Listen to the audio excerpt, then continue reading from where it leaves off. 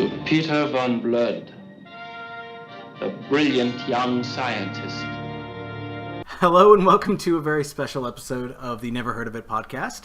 I'm one of your hosts. As you can see, there are two. Caleb.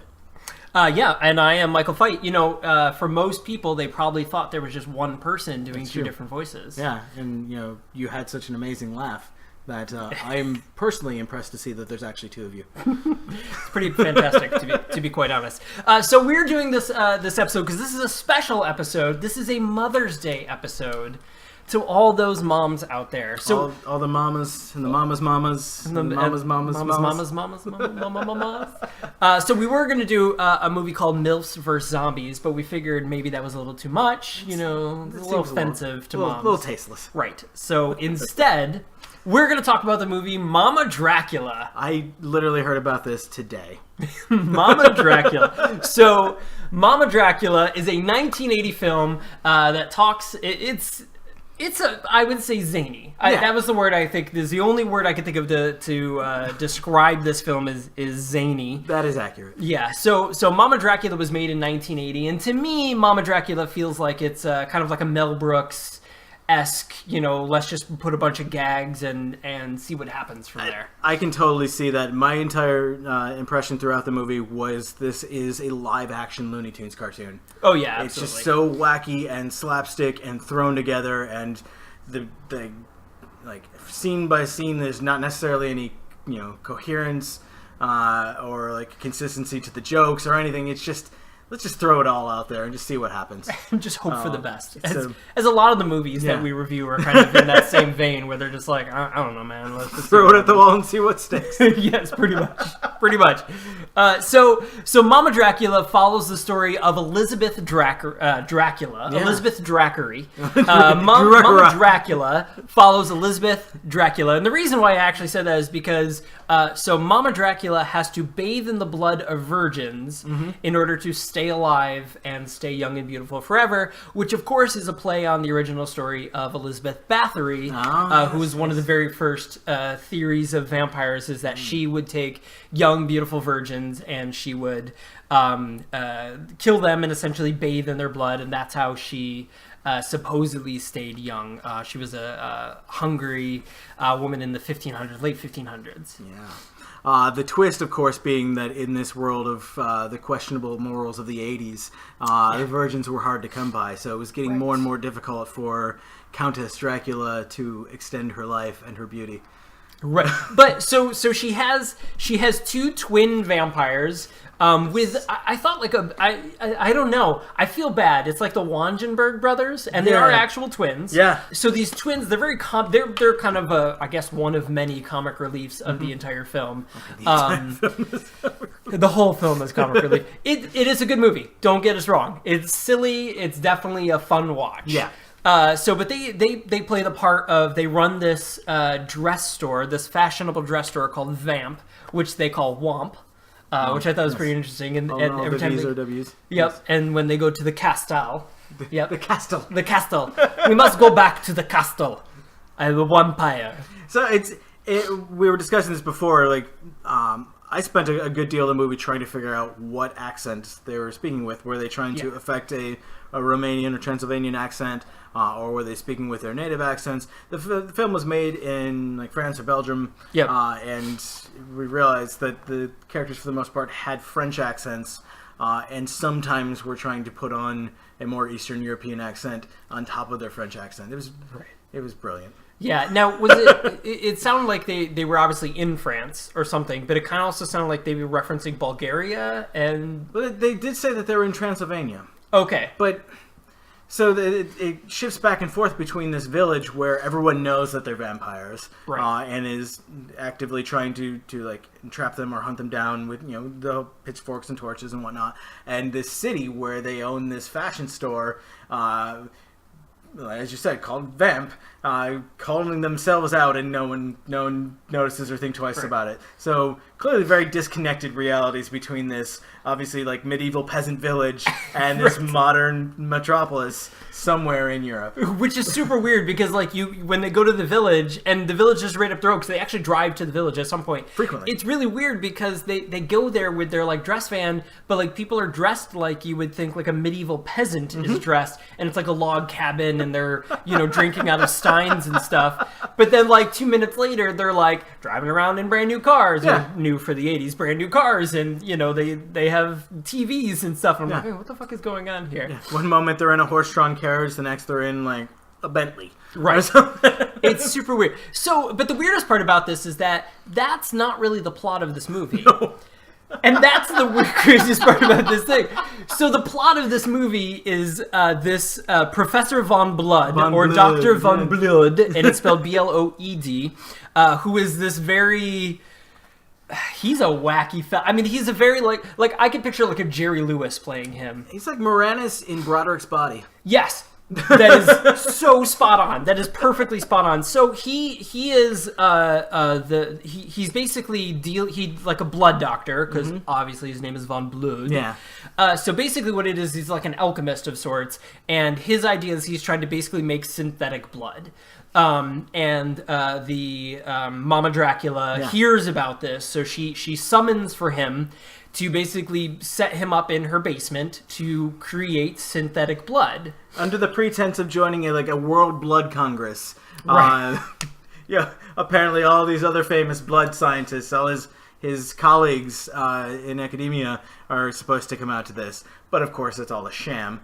And this clearly is a world where no real vampire lore exists. Well, no, vampire lore does exist. Because he asks a bunch of questions. He asks a bunch of questions about vampires. He understands basic vampire lore, but apparently the story of Dracula doesn't exist. Because he receives a summons from a Countess Dracula to go to Transylvania and thinks nothing of it. Yes. It's the perfect plan. And so he asks, one of the questions he asks is do you what about garlic? And one of the twins just eats garlic, and he's like, I don't like garlic, and it's just like a normal thing.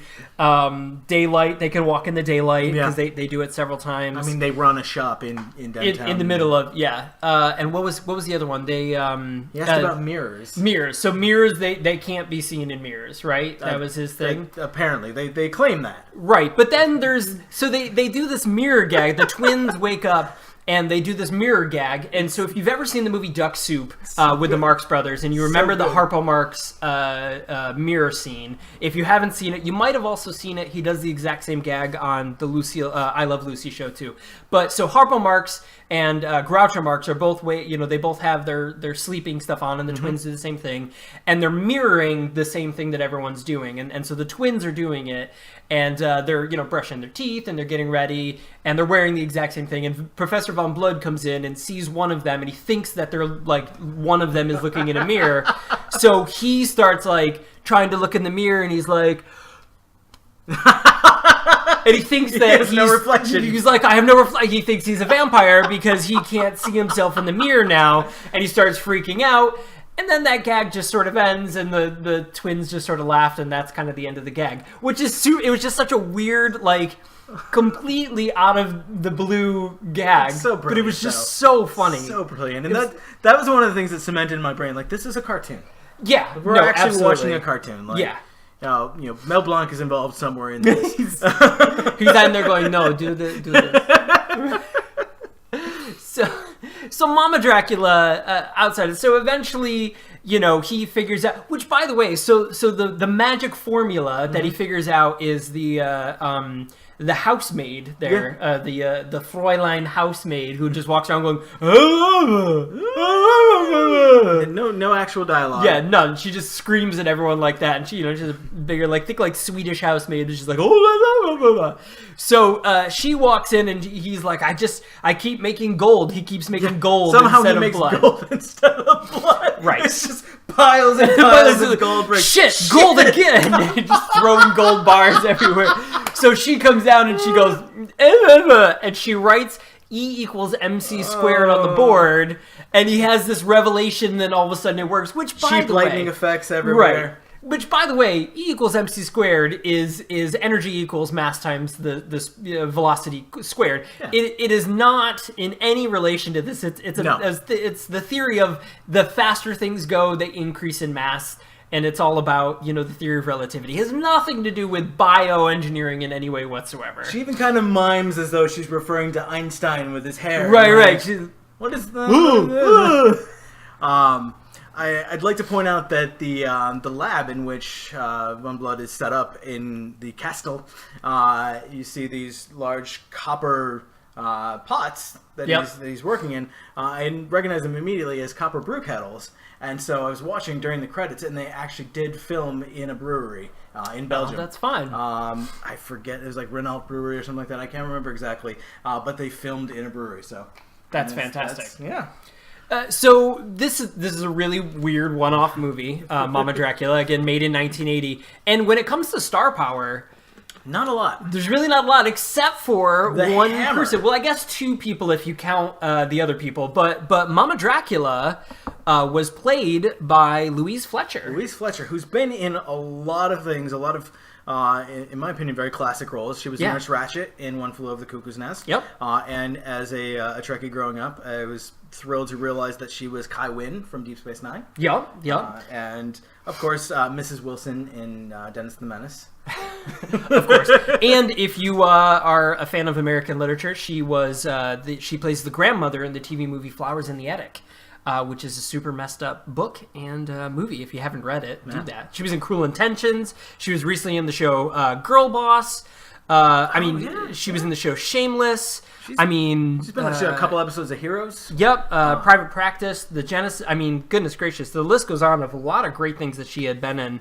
And aside from that, the only other person that has any sort of star quality, which she plays such a minor role at the end, is Maria Schneider, who Maria Schneider is Jean in Last Tango in Paradise with Marlon Brando. And if you're familiar with that, that's the one where they basically claimed that they kind of forced sex on her, which was pretty messed up. Yeah. So we're going to move past that subject because that's super awkward. But... so Mama Dracula, there are many scenes of nudity in this film. Lots of gratuitous nudity. It is very much a romp of sorts. So basically what happens is every time a virgin goes into the dress store... into Womp. As they take their clothes off, the vampire scares them and they get captured through a mirror and they're like, virgin? Virgin? And they'll go... Yes or no, and then they go and they capture them, and that's how they do them. Right. When you realize that all they had to do was just say no, and then they go away because that's what happens. One of them goes no, and they're like, and they push her away. But then there's that super weird movie which reminded me that this is very much a European film. Is with the little girl. So the little girl goes through, and she accidentally finds her way through the mirror. And she goes in, and the guy, the vampire's like, and she lifts up her skirt, and on the front of her underwear is a cross, and he goes, and then she turns around and lifts up the back, and on the back of her underwear is the Star of David, a Jewish star, and he goes, whoa! It's just so unnecessary and weird. I just didn't understand... why was that more offensive than the cross? I just don't. It was such a silly movie, which I recommend. Yeah, it was fun to watch. Yeah. So Mama Dracula is available on TubiTV.com. There is a link below to the exact movie, so you can go ahead and click that. And I hope you join us on our podcast. We're at anchor.fm/neverheardofit. And we have weekly episodes. Every Sunday, we release a brand new episode where we talk about pretty much the wildest and weirdest movies we can possibly think of. Yeah. All this month of May, we've been celebrating the end of the European campaign of World War II in May of 1945 with movies about killing Nazis. As you should. So classics like Iron Sky and Kung Fury. So if you haven't checked out our podcast, now's as good a time as any to start. Absolutely. Hey, thanks a lot for joining us, and we will catch you again this Sunday. Thanks for watching and or listening.